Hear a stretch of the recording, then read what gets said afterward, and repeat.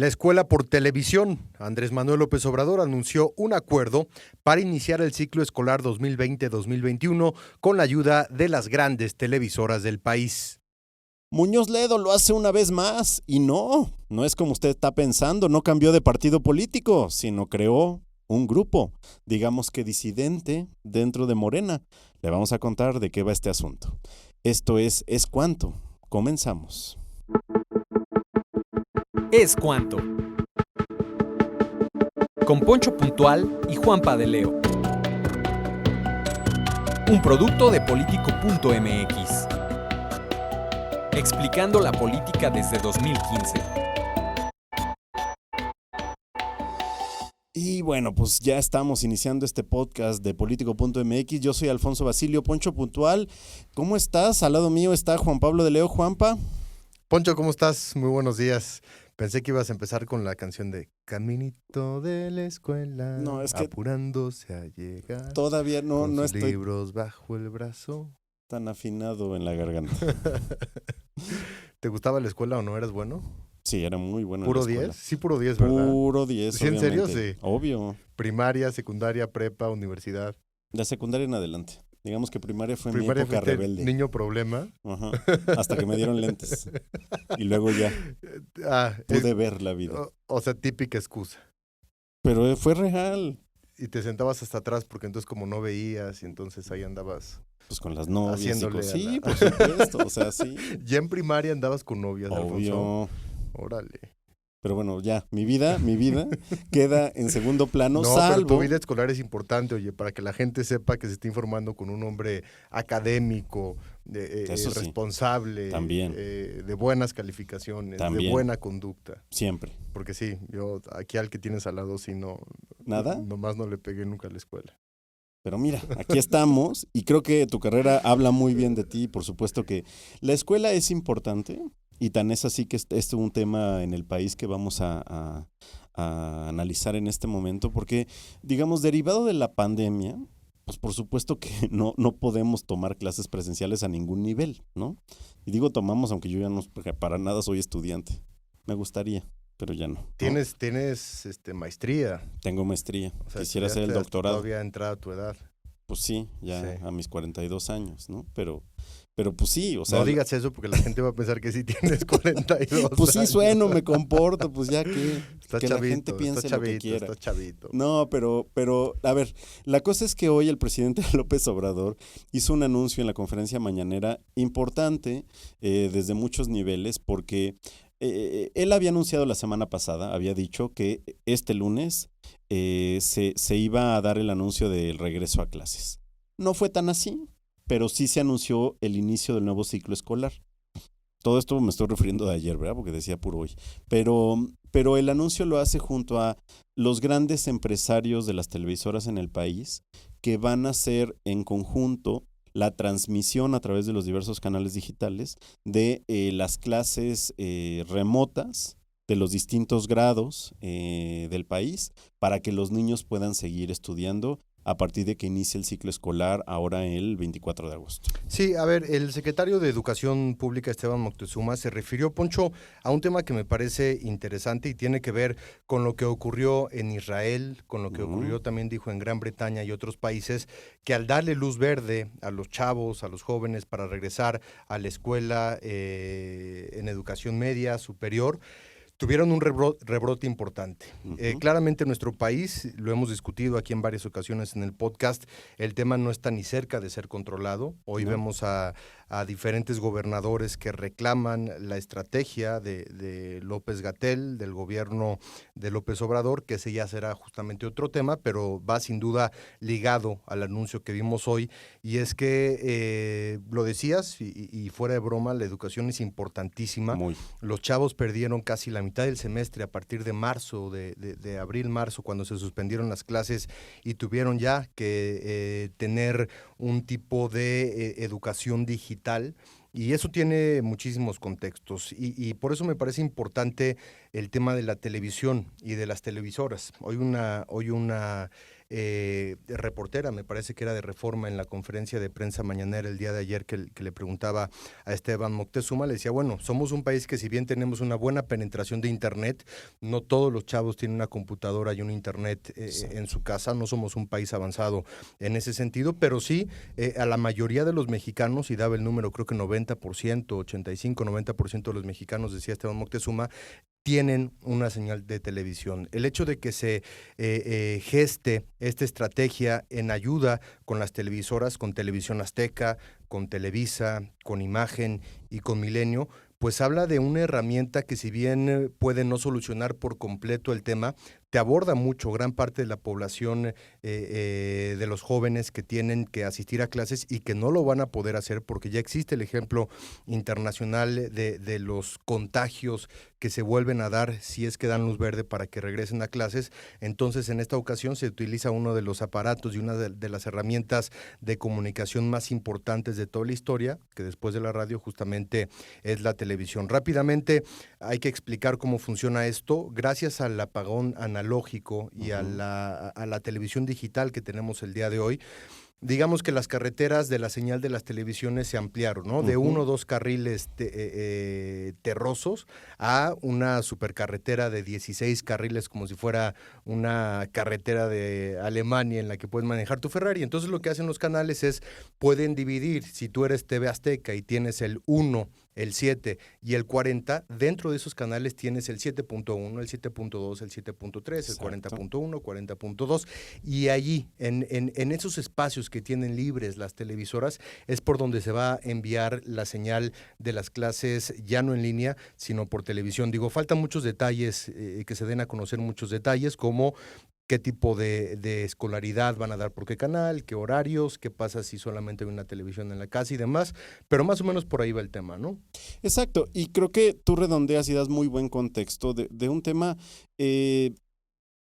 porque, digamos, creo que quienes no tenemos hijos, pero estoy seguro que muchos de los que nos escuchan sí vivieron ese momento en donde, bueno, pues todos a sus casas, y los hijos y ahora las clases, y entonces los maestros también agarrando de sorpresa, y ahora cómo voy a dar las clases de matemáticas y las derivadas. Deberían de ver tu cara por el radio. Es que yo siempre quise ser actor, pero es que de verdad me imagino esa frustración y ese miedo.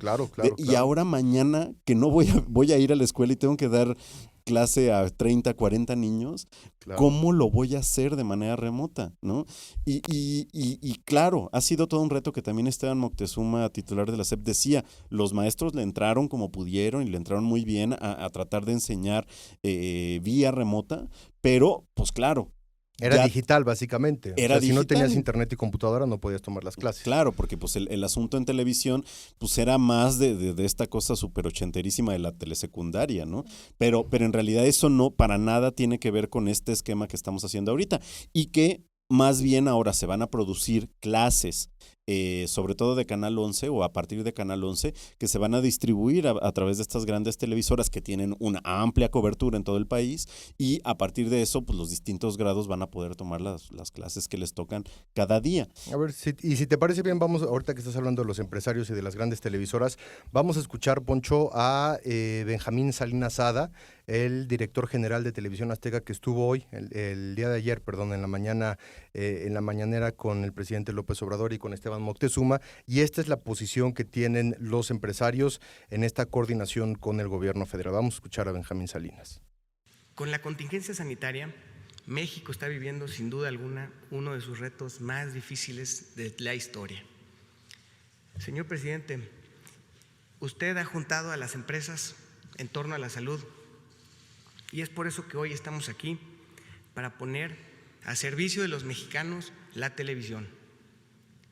En este caso no va a ser para entretenerse, sino para llevar la educación pública a todo el país. Y sabes qué llama la atención también, Poncho, que esta no es la primera alianza con grupos privados que hace el gobierno federal, ¿no? Mucho se ha hablado acerca de la posición que tiene el gobierno de López Obrador con los empresarios, con las empresas privadas, pero en realidad, más allá de la conversación y de las críticas, lo que ocurrió, por ejemplo, con esta operación que hizo Marcelo Ebrard con los hospitales privados para que aceptaran a personas enfermas en esta pandemia, Pandemia. en esta pandemia del COVID, ahora vemos algo muy similar, que es de la mano con los empresarios, poder solucionar y poder pues darle salida a un tema tan importante como es la educación y el hecho de que sean las televisoras más importantes del país y que empresarios como por ejemplo Benjamín tengan estas posiciones, es de llamar positivamente la atención en la estrategia que el gobierno maneja cuando hay una situación de emergencia, hacia dónde puede acudir y cómo es esa relación con los empresarios. Y yo creo que, sin que suene a esto, jamás lo habíamos visto en la vida, pero sí habla de un entendimiento de distintos sectores del país durante todo este periodo de pandemia, desde marzo que inició, a través de distintos niveles, por supuesto, en donde pues cada uno ha sumado lo que se ha podido, ¿no? Creo que lo único que pudiera reclamársele de un lado y del otro, aunque no necesariamente del lado de estos empresarios y de las televisoras, pues es que el presidente López Obrador fue tremendamente tajante, no va a haber apoyo para las empresas privadas de ningún tipo, ¿no? Y la mayoría de los organismos empresariales pues brincó, se quejó, criticó, y ese es un tema que creo que está por verse, ¿no? Pero que claramente no es momento de discutirlo ahorita que estamos hablando de educación. Es un tema de el Estado debe de meter la mano en la economía, o sea, el Estado está para... ya me estoy metiendo al tema, perdón. Pero Poncho, sí, dale. sí. No, pero pues ese creo que ha sido una de las grandes diferencias. Sí, pero o sea, pero te esto toca que salud, estamos... te toca salud, infraestructura y educación. O sea, Exacto. si estás hablando en un contexto de una socialdemocracia en la que el Estado atienda a los más desprotegidos y no se meta justamente en las empresas privadas, a menos de que estés en una depresión y en una recesión y necesites ese incentivo económico para salir, que ni siquiera está aprobado por los economistas, ahí es donde se encuentra el debate. Pero el Estado está obligado a generar salud, a generar educación y a generar infraestructura, digamos, en una socialdemocracia que está en medio de la izquierda y la derecha, y ahí por lo menos la atención está puesta, ¿no? Con estos empresarios. Y yo creo que de verdad es de reconocer el acuerdo que estamos teniendo, porque en redes sociales, que pues ya sabemos, hay mucho troll, hay mucha gente que odia, están contentas las Nunca redes están sociales, contentos, ¿no? Hombre, O sea, todos se quejan. se de parecen todo, al productor dicen de César, todo. pero había mucha crítica de, ay, ahora TV Azteca y Televisa van a estar educando. Van a pasar clases creadas por el Estado mexicano. O sea, están prestando los canales, están prestando estas carreteras de las que hablábamos al principio del espacio. Y justo, o sea, no nos rasguemos tanto las vestiduras, se necesita, sino también, no sé si, seguro ustedes escucharon, tú también, Juan Pablo, el fin de semana infinidad de padres de familia estaban muy preocupados porque decían, es que si ya van a regresar a los niños a la escuela, qué preocupación, porque todavía hay los picos de contagio y Gatell, maldita sea, y entonces, pero por supuesto, o sea, es que de verdad me pongo en sus zapatos y es horrible. Pero pues tenían toda la razón. Esteban Moctezuma dijo muy claro, no vamos a regresar a clases presenciales hasta que haya semáforo verde. No dijo cuándo, y claramente no sabemos para cuándo va a ser eso. Y no se ve, ahora sí que luz verde en el camino. ¿Y entonces qué hacemos? Pues este creo que es un camino correcto. ¿No? Sí, digo, y corres el riesgo, estamos viviendo algo sin precedentes, y en ese sentido corres el riesgo de que se pierda una generación, de que se pierdan una o dos generaciones a nivel educativo, y eso para un país puede ser fulminante, claro, por supuesto, porque pierdes no solamente la capacidad productiva, sino que pierdes por otra parte la generación que cada una de esas edades, de esas... ¿cómo se le llama? Al segundo B y al tercero C y al cuarto, quinto C. No, ahí sí me estás dejando. Los grados. Los grados, gracias. ¿Ya ves? Sí, no. Ya se puso astrofísico acá. de muchos grados que sí se podrían perder. Entonces, es una situación lo suficientemente delicada, por supuesto que lo es. Estamos hablando de la generación y de la educación mandaron un mensaje. de todo un país. No, hombre, ya le callé ¿Ya? aquí, que me están Ahí molestando. está, Me anda perfecto. buscando la novia, Poncho.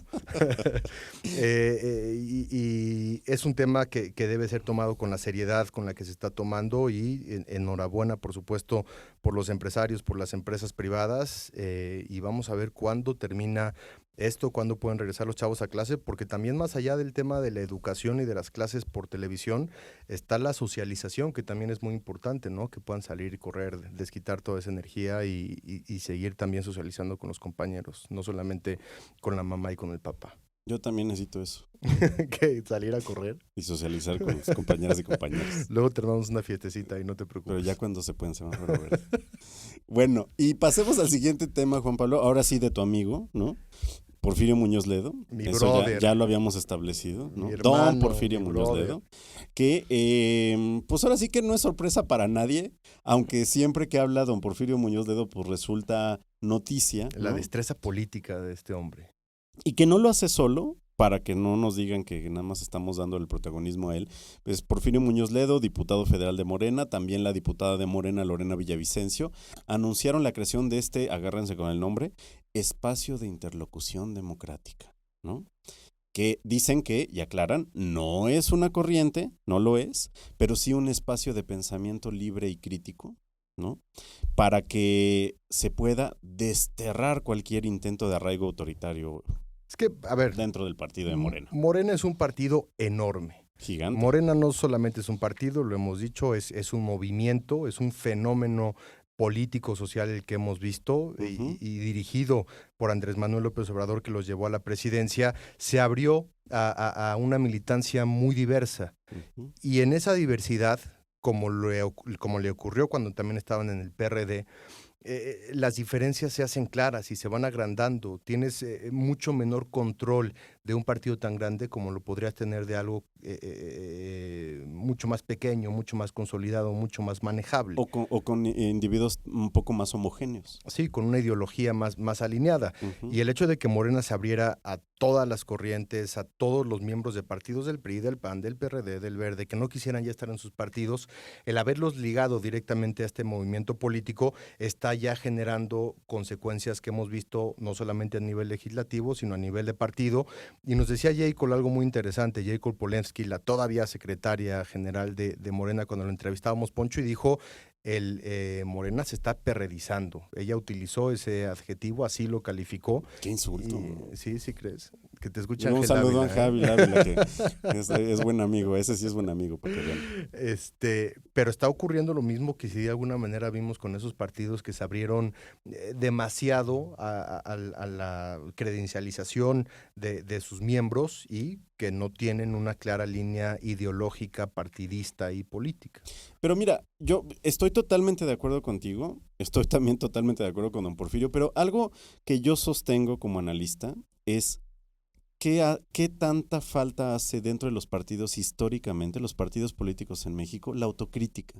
O sea, en el momento en que tienen un mínimo número de cargos, les duele muchísimo la autocrítica. Les duele mucho reflexionar sobre las malas decisiones que pudieron haber tomado. Y entonces se empecinan, ¿no? Y las voces que a lo mejor no están totalmente de acuerdo las tratan de eliminar y por eso están estas corrientes y se comienzan a salir. Y bueno, Muñoz Ledo es el mejor ejemplo porque pasó por el PRI, PRD, el PARM, el PAN, aunque como no tan militante. Con Vicente Fox, ¿no? Solamente como apoyando su campaña en algún momento. Exacto, luego estuvo un tanto sin partido, luego creo que fue a MC.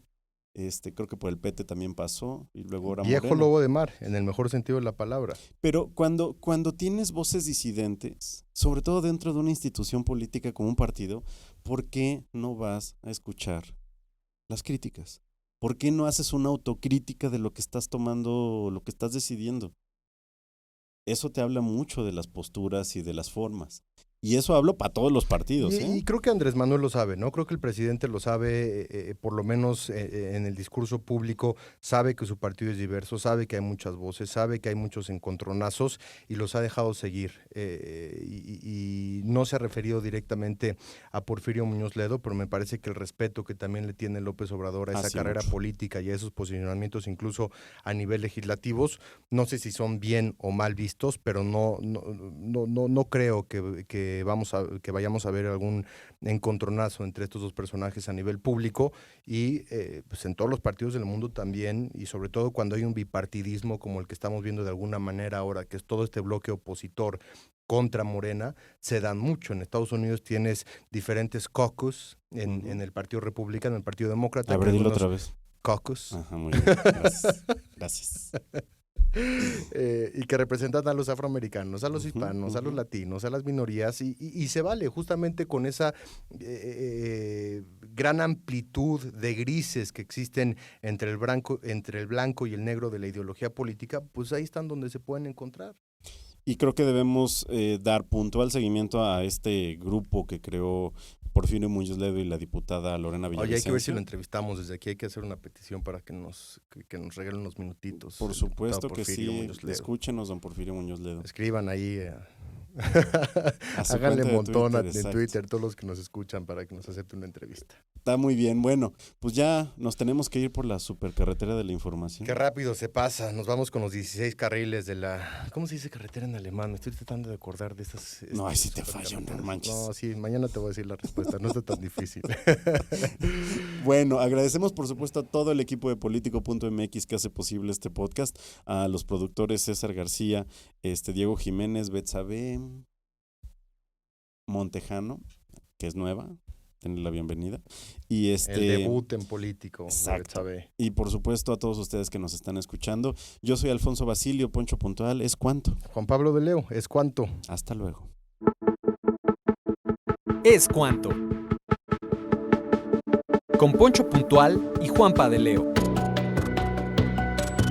Un producto de Politico.mx. Explicando la política desde 2015.